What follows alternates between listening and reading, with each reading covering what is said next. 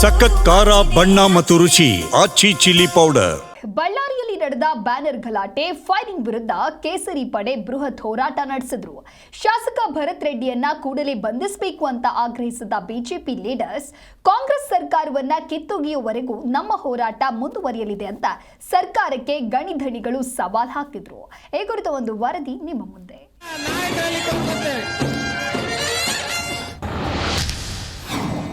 ರಾಮುಲು ರೆಡ್ಡಿ ಶಕ್ತಿ ಅಡಗಿಸಲು ಸಾಧ್ಯವಿಲ್ಲ. ಭರತ್ ರೆಡ್ಡಿ ಬಂಧಿಸುವಂತೆ ಕಮಲ ಪಡೆ ಆಗ್ರಹ. ಬಳ್ಳಾರಿಯಲ್ಲಿ ಬಿಜೆಪಿ ನಾಯಕರ ದಂಡೇ ಸೇರಿತ್ತು. ಸಾವಿರಾರು ಕಾರ್ಯಕರ್ತರನ್ನ ಸೇರಿಸಿ ಬೃಹತ್ ಸಮಾವೇಶ ಮಾಡಿದ್ರು. ಒಕ್ಕೊರಲಿನಿಂದ ಎಲ್ಲರೂ ಹೇಳಿದ್ದು ಒಂದೇ ವಿಚಾರ, ಭರತ್ ರೆಡ್ಡಿ ಬಂಧನವಾಗಬೇಕು. ಬ್ಯಾನರ್ ತೆರವು ವಿಚಾರದಲ್ಲಿ ಆದ ಗಲಾಟೆ, ಶೂಟೌಟ್, ರಾಜಶೇಖರ್ ಸಾವಿನ ತನಿಖೆಯನ್ನ ಸಿಬಿಐಗೆ ಒಪ್ಪಿಸಬೇಕು ಅಂತ ಒತ್ತಾಯಿಸಿದ್ರು. ಕಹಳೆ ಊದಿ ನಗಾರಿ ಬಾರಿಸುವ ಮೂಲಕ ಬಳ್ಳಾರಿಯ ಎಪಿಎಂಸಿ ಮೈದಾನದಲ್ಲಿ ಸಮಾವೇಶ ಉದ್ಘಾಟಿಸಿದ ಕಮಲ ಕಲಿಗಳು ಸರ್ಕಾರದ ವಿರುದ್ಧ ಕೆಂಡಕಾರಿದ್ರು.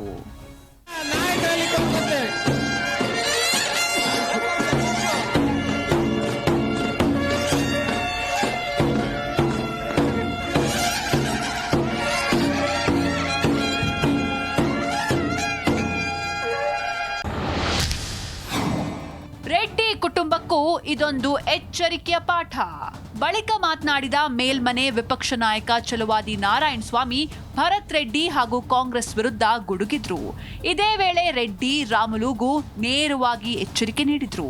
ನಿಮ್ಮ ನಡುವಿನ ಮನಸ್ತಾಪದಿಂದ ಇಷ್ಟೆಲ್ಲ ಆಗಿದೆ. ಭರತ್ ರೆಡ್ಡಿ ಬೆಳೆಯಲು ಕಾರಣ ನಿಮ್ಮೊಳಗಿನ ಅಸಮಾಧಾನ ಅಂದ್ರು. ಇನ್ನು ಪಾದಯಾತ್ರೆಗೆ ನಮ್ಮ ವಿರೋಧವಿಲ್ಲ. ಹೈಕಮಾಂಡ್ ಒಪ್ಪಿಗೆ ಪಡೆದು ಹಂತ ಹಂತವಾಗಿ ಹೋರಾಟ ಮಾಡ್ತೇವೆ ಅಂತ ವಿಜಯೇಂದ್ರ ಅಬ್ಬರಿಸಿದ್ರು. ರಾಜ್ಯದಲ್ಲಿ ಈ ಕಾಂಗ್ರೆಸ್ ಆಡಳಿತದ ಅವಧಿಯಲ್ಲಿ ಕಾನೂನು ಸುವ್ಯವಸ್ಥೆ ಸಂಪೂರ್ಣವಾಗಿ ಹದಗೆಟ್ಟಿರುವಂತಹ ಸಂದರ್ಭದಲ್ಲಿ ಬಳ್ಳಾರಿ ಘಟನೆಯೂ ಕೂಡ ಒಳಗೊಂಡಂತೆ ಈ ಅಯೋಗ್ಯ ಕಾಂಗ್ರೆಸ್ ಸರ್ಕಾರದ ವಿರುದ್ಧ ಒಂದು ಪ್ರತಿಭಟನಾ ಸಭೆಯನ್ನ ಇವತ್ತು ಆಯೋಜನೆ ಮಾಡಿದ್ದೇವೆ. ಕಂಪ್ಲೇಂಟ್ ಕೊಟ್ಟ ಮೇಲೆ ಕೊಟ್ಟಿದ್ದಕ್ಕೆ ನೀವೇನು ಮಾಡಿದ್ದು? ಇನ್ನು ಕೆಲವು ಪೊಲೀಸ್ ಅಧಿಕಾರಿಗಳು ಅವರ ಜೊತೆಯಲ್ಲಿ ಸೇರಿ ಸಾವಿರಾರು ಜನರನ್ನ ಜನಾರ್ದನ ರೆಡ್ಡಿ ಅವರ ಮನೆಯ ಮುಂದೆವರೆಗೂ ನೀವು ಪಾದಯಾತ್ರೆಯಲ್ಲಿ ಕರ್ಕೊಂಡು ಬಂದು ಅವರ ಮೇಲೆ ಫೈರಿಂಗ್ ಮಾಡಲಿಕ್ಕೆ ಪ್ರಾರಂಭ ಮಾಡ್ತಿರಲ್ಲ. ಜನಾರ್ದನ್ ರೆಡ್ಡಿ ಅವರು ಆವತ್ತು ಊರಲ್ಲೇ ಇರಲಿಲ್ಲ, ಅವರ ಕ್ಷೇತ್ರದಲ್ಲಿದ್ರು. ಬರುವ ಹೊತ್ತಿಗೆ ಸಾವಿರಾರು ಜನರನ್ನ ಸೇರಿಸಿ ಒಬ್ಬ ಶಾಸಕ ಆಗಿರ್ತಕ್ಕಂಥವರ ಮಾತುಗಳು ಮಾತಾಡ್ತಕ್ಕಂಥದ್ದ ಇದು. ನಾನು ಶಾಸಕರು ಅವರು ಜನ ಮತ ಹಾಕಿದ್ದಾರೆ ಒಂದೇ ಕಾರಣಕ್ಕೆ ನಾನು ಅವರನ್ನ ಗೌರವದಿಂದ ಮಾತಾಡ್ತಾ ಇದ್ದೇನೆ. ಕಾರ್ಯಕ್ರಮದ ಕೇಂದ್ರ ಬಿಂದುವಾಗಿದ್ದ ಜನಾರ್ದನ್ ರೆಡ್ಡಿ ಮನಸ್ಸಿನೊಳಗಿದ್ದ ಆಕ್ರೋಶವನ್ನ ಸ್ಫೋಟಿಸಿದ್ರು. ಭದ್ರತೆ ಕೇಳಿದ್ರೆ ಅಮೆರಿಕ, ಚೈನಾದಿಂದ ತರಿಸೋಣ ಅಂತೀರಿ. ಡಿಕೆ ಶಿವಕುಮಾರ್ ಕಿಸಿಯೋದಕ್ಕೆ ಡಿಸಿಎಂ ಆಗಿರೋದಾ ಅಂತ ವಾಗ್ದಾಳಿ ನಡೆಸಿದ್ರು. ಒಬ್ಬ ಅಮಾಯಕ ಎಸ್ಪಿ ಬಳ್ಳಾರಿಗೆ ಬಂದು 24 ಗಂಟೆ ಕೂಡ ಆಗಿಲ್ಲ. ಎಸ್ಪಿ ಇವತ್ತು ನೀವು ಸಸ್ಪೆಂಡ್ ಮಾಡ್ತೀರಿ, ಐಜಿನ ಟ್ರಾನ್ಸ್ಫರ್ ಮಾಡ್ತೀರಿ. ಈ ರವಿಕುಮಾರ್ ಮತ್ತು ನಂದಾರೆಡ್ಡಿಯನ್ನ ಇಷ್ಟೊತ್ತಿಗೆ ಸಸ್ಪೆಂಡ್ ಮಾಡಿ ಭರತ್ ರೆಡ್ಡಿ ಜೊತೆಯಲ್ಲಿ ಇಷ್ಟೊತ್ತಿಗೆ ಇವರೆಲ್ಲರೂ ಕೂಡ ಜೈಲಿಗೆ ಹಾಕಬೇಕಾಗಿತ್ತು.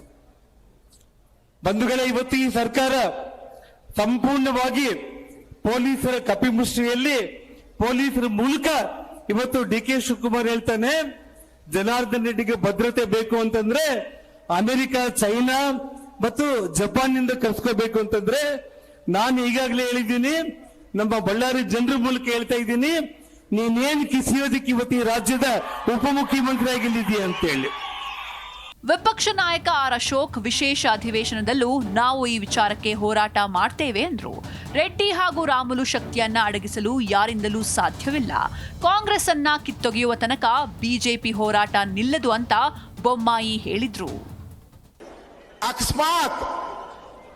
ಅಕಸ್ಮಾತ್ ಅಪ್ಪಿ ಅದೇನಾದ್ರೂ ಜನಾರ್ದನ್ ರೆಡ್ಡಿ ಶ್ರೀರಾಮುಲು ಅವರ ಕಡೆಯಿಂದ ಏನಾದ್ರೂ ಗುಂಡಾರಿದ್ರೆ ಇಲ್ಲಿರೋರೆಲ್ಲ ಯಾರ್ಯಾರು ಬಂದಿದ್ದೀರಲ್ಲ 1,000 ಜನ ಇವತ್ತು ಜೈಲಲ್ಲಿ ಇರ್ತಾ ಇದ್ರಿ ನೀವೆಲ್ಲ. ಮನೆಗೂ ಬಂದು ಅರೆಸ್ಟ್ ಮಾಡ್ಬಿಡ್ತಾ ಇದ್ರು. ಮನೆ ಬಂದು ಪೊಲೀಸರು ಲಾಠಿ ಹಿಡ್ಕೊಡ್ತಾ ಇದ್ರು, ದರ ಎಳ್ಕೊಂಡು ಹೋಗ್ತಾ ಇದ್ರು. ನಾನು ಪೊಲೀಸವ್ರು ಕೇಳ್ತೀನಿ, ಯಾಕಪ್ಪ ಇವಾಗ ಕೊಲೆ ಮಾಡಿಸಿದವ್ರನ್ನ ಯಾರನ್ನ ಬಂಧನ ಮಾಡಿದ್ದೀರಾ? ಬಳ್ಳಾರಿಯಲ್ಲಿ ಬಿಜೆಪಿ ನಾಯಕರು ನಡೆಸಿದ ಸಮಾವೇಶವೇನೋ ಅದ್ಧೂರಿಯಾಗಿ ಆಗಿದೆ. ಆದರೆ ಸರ್ಕಾರದ ಮೇಲೆ ಇದು ಎಷ್ಟರ ಮಟ್ಟಿಗೆ ಪರಿಣಾಮ ಬೀರಲಿದೆ, ಚುನಾವಣೆಯಲ್ಲಿ ಇದು ಲಾಭ ತಂದುಕೊಡುತ್ತಾ ಅಂತ ಕಾದು ನೋಡಬೇಕು. ಕ್ಯಾಮರಾಮನ್ ಶಂಕರ್ ರಾವ್ ಜೊತೆ ಜನಾರ್ದನ್ ಹೆಬ್ಬಾರ್, ಜಿ ಕನ್ನಡ ನ್ಯೂಸ್, ಬೆಂಗಳೂರು.